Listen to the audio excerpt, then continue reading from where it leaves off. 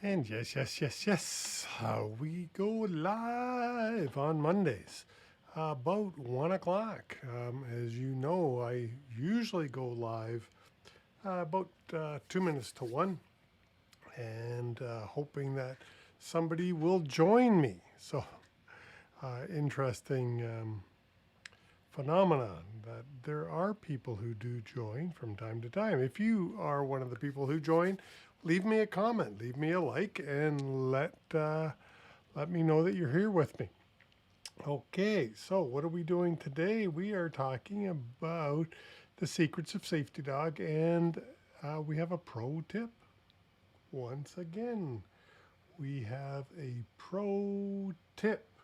So, in just a few minutes, we will start and we will discuss what the heck is going on in the world of trucking, especially for those of you in Ontario here, in Canada, and in North America. I really don't talk about trucking anywhere else but here in North America. So, in case you were wondering, we talk trucking, we talk safety, we talk risk management, we talk trucking insurance, all of that here as it applies to North America and in the United States and in Canada and specifically in Ontario. So join us in 20 seconds or so. We will go live.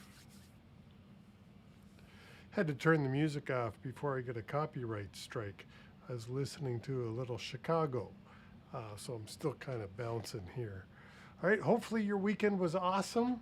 The weather here in southern Ontario was spectacular and very warm. Hey, there we go. We are now live. It's 1 o'clock here in Eastern Time. So let's go live. And what are we doing today? We are talking about several things. Who was on the trucking podcast, about a little bit about ELDs, and at the end, so stick around to the end because that's where my pro tip comes into effect. So with that, let's get right to sharing of the keynote. Hey, look at that. And I'll move my microphone out of the way there so you can see that. Yes. For a change, things seem to be working. If I move no, I'm going the wrong way. There we go. Okay, so who was on the Dawg on It trucking podcast this week? Hey, there was three of us, yes. There's my buddy John Farquhar moving out of his way, but Matt Richardson joins us, and Matt was talking about virtual truck driver training, the pros and the cons. And listen, if you go to the link down in the show notes below, you'll find that episode.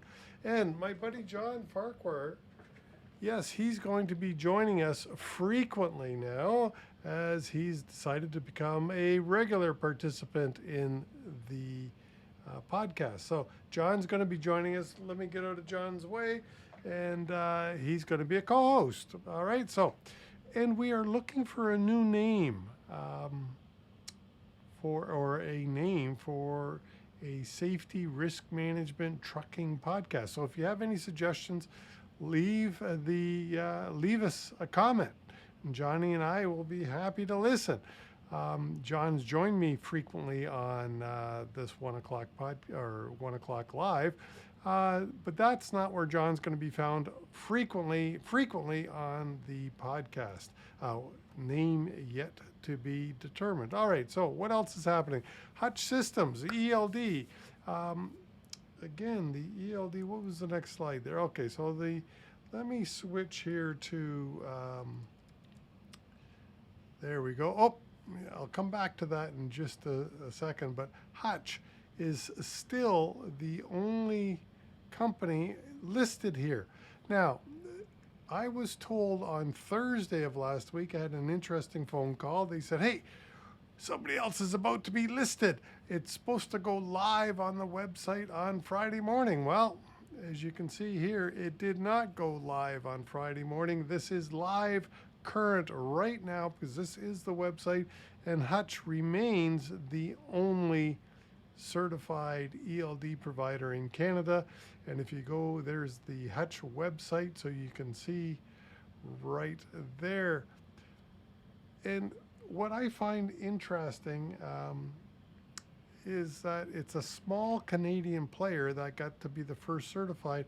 And as you saw here, they were certified July the 23rd. Why in the heck haven't some of the other major players that I do expect to be certified, why haven't they got certified yet? I don't understand. So that's Hutch. I just wanted to talk a little bit about Ontario, because you know that I live here in Southern Ontario. And what is the government of Ontario specifically saying about ELDs? Well, if you look here, and I put this link in the show notes down below, they are going to make some changes to the law. They are going to use the federal regulations. Basically, they're going to mirror the federal regulations, and they're going to put this all into effect soon. So it says here, without penalties, so no penalties in Ontario until June the 12th of 22. However, the Ontario regulations need to align with the federal regulations, and they haven't done that yet. So the exact timelines, this is what you need to know. So if you are federally regulated companies in Ontario are going to be enforced to have an ELD by June the 12th of 22. Provincially regulated companies are going to need to have a federally regulated ELD if you are required to have paper logs, but the time frame is not as certain. So, because as you can see here, they've got to make some regulatory changes. So, what to do?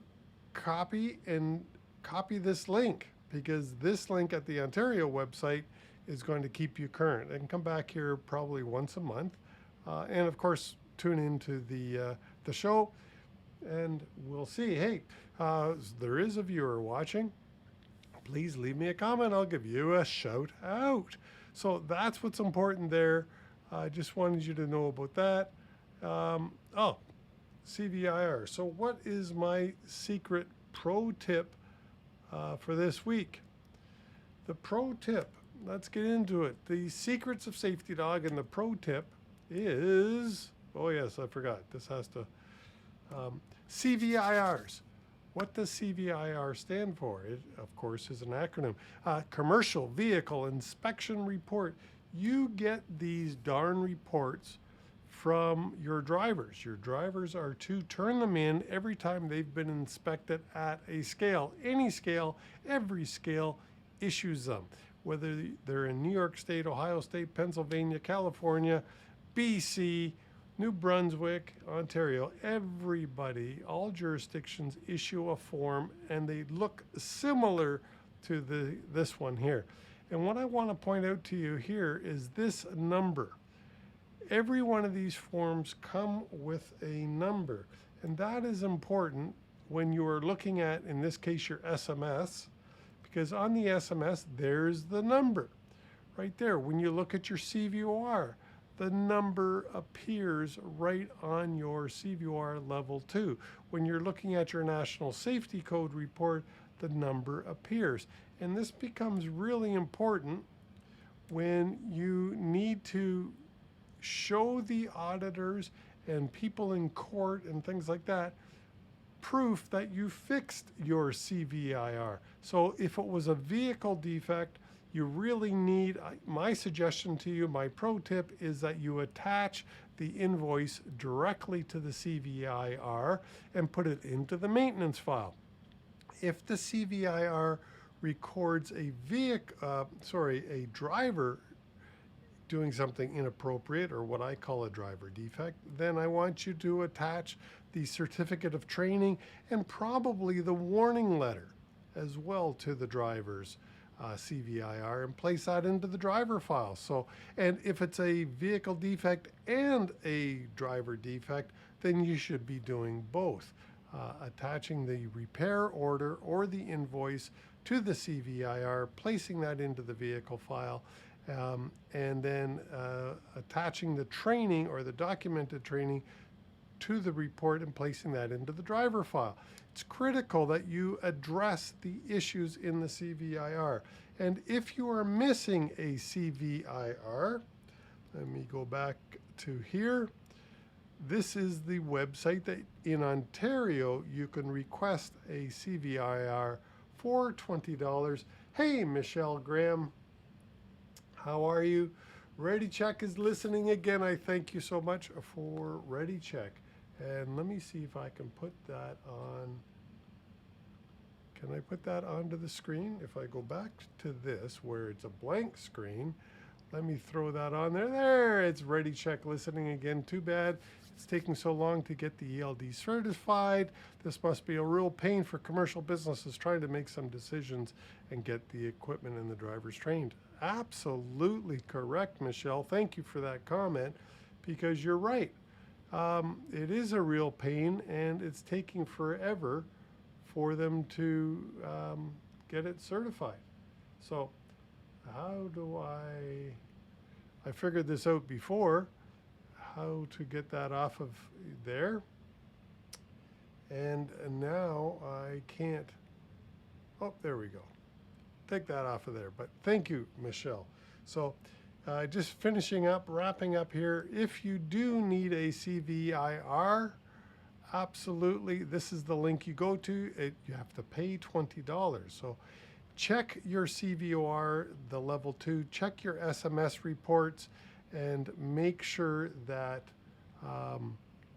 you get every CVIR and do as I have suggested to you. Do as I have suggested, because I really believe that it is important to address the CVIRs, place them into the vehicle file, place them into the driver file with the appropriate action, all documented, and you should do well in an audit. All right, so that's it for this week. If you need the links in the show notes to get to the podcast, listen to the podcast, and check out Michelle and ReadyCheck, because they were on the podcast in the past. There's now 72 episodes of the Dawg on It Trucking podcast. So subscribe, listen, leave me a comment. I love all that. And thank you for tuning in today. All right, that's it for this week. A Safety Dog is out.